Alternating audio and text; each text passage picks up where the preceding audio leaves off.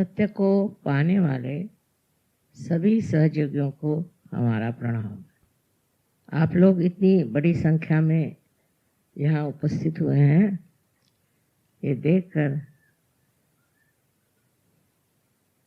मेरा वाकई में हृदय भर आया और सोच सोच के कि मेरे ही जीवन काल में इतने लोगों ने, इतने दूर दूर के लोगों ने सत्य को प्राप्त किया।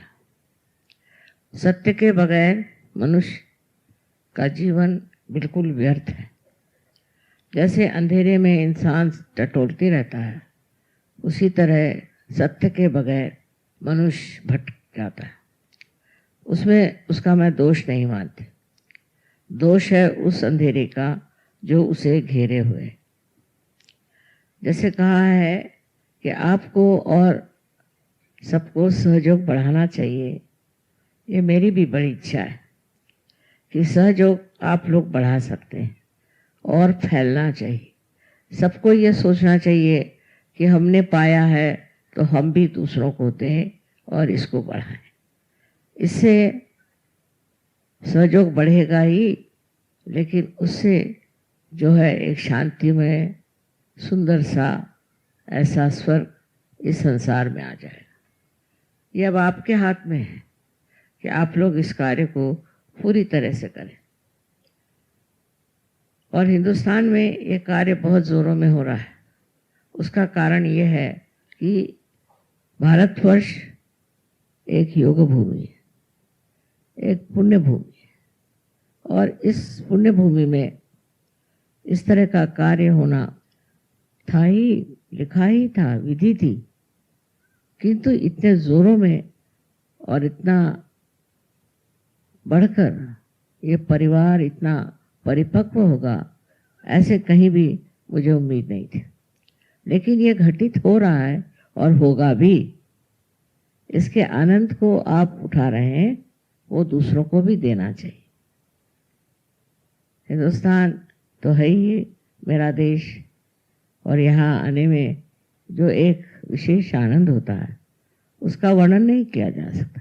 और जब मैं आप लोगों को देखती हूँ एयरपोर्ट पर, तब मुझे लगता है कि न जाने कितने हृदयों में ये आनंद आडोलित हो रहा है और कितने ही लोग इस आनंद से प्लावित हो रहे हैं। इसी से हमारे बच्चों की भी रक्षा होगी और हमारे युवा लोगों की रक्षा होगी। इतना ही नहीं, लेकिन हमारे देश में सुबत्ता और असली माने में स्वराज्य आ गया। स्व का मतलब है आत्मा, और आत्मा का राज्य आना ही स्वराज्य। स्वतंत्र का मतलब है फिर वही आत्मा का तंत्र, माने आत्मा की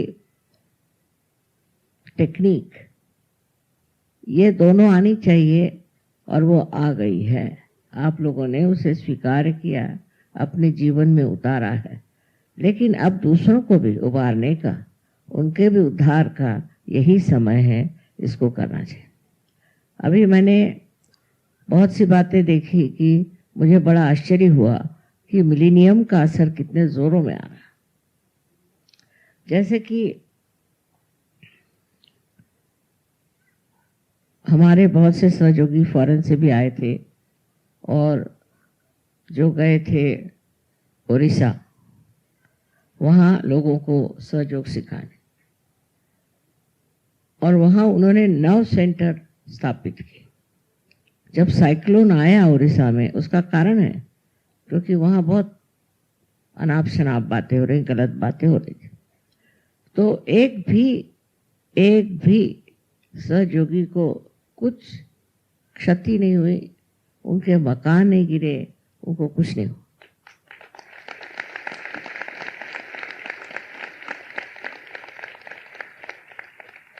इसी प्रकार टर्की में, हालांकि वो लोग पहले मुसलमान थे और अब असली मुसलमान हो गए।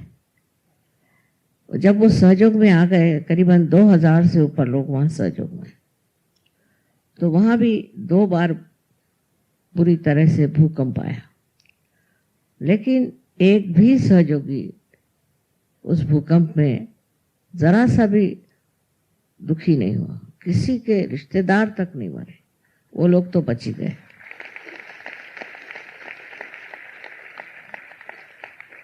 ऐसी अनेक वारदात हुई इटली में भी, और हर जगह मैं देखती हूँ कि सहयोगी एकदम बिल्कुल पूरी तरह से जैसे संरक्षित है, और इस संरक्षण में आप लोग पनप रहे हैं।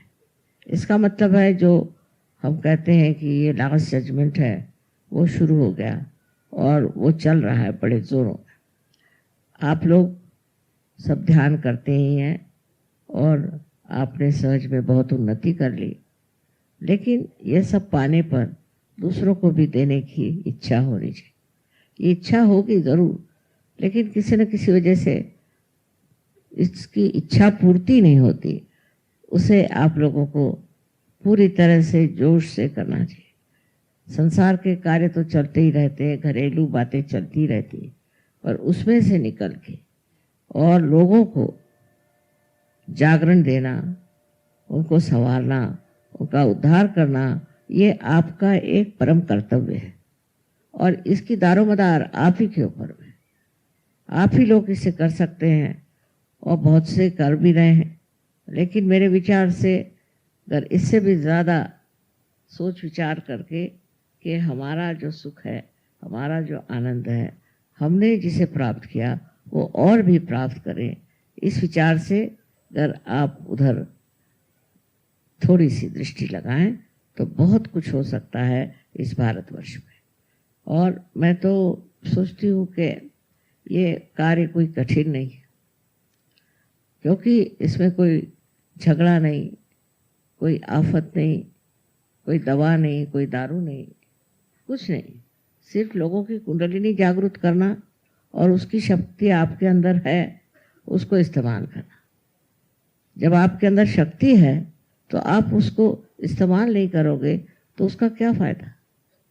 उस शक्ति को आप सब इस्तेमाल करें और निश्चय करें कि हर आदमी, हर सहयोगी कम से कम 100 आदमियों को पार करें, सबसे बात करें, और उसमें शर्माने की कोई बात नहीं, घबराने की कोई बात नहीं, क्योंकि हम सत्य पर खड़े हैं।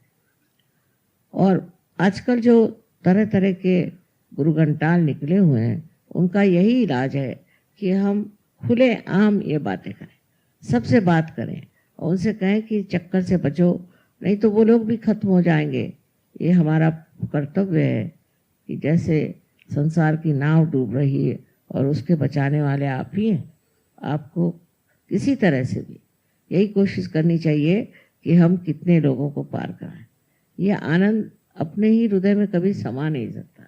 अगर समा सकता तो हम क्यों अपना घर द्वार छोड़ करके और बाहर घूमते और लोगों को पार कराते। ये ऐसी स्थिति है कि उसमें लगता है कि दूसरों के साथ भी मिलजुल करके इसका उपभोग लें, और इस स्थिति पर अगर आप हैं तो उसका पूरा इस्तेमाल करना चाहिए और उस ओर अग्रसर होना चाहिए, उस तरफ बढ़ना चाहिए। और आशा है कि अगले वक्त जब हम यहाँ फिर से हिंदुस्तान आए तो इससे कई गुना ज़्यादा लोग सहयोग में उतरे हुए नजर आएंगे।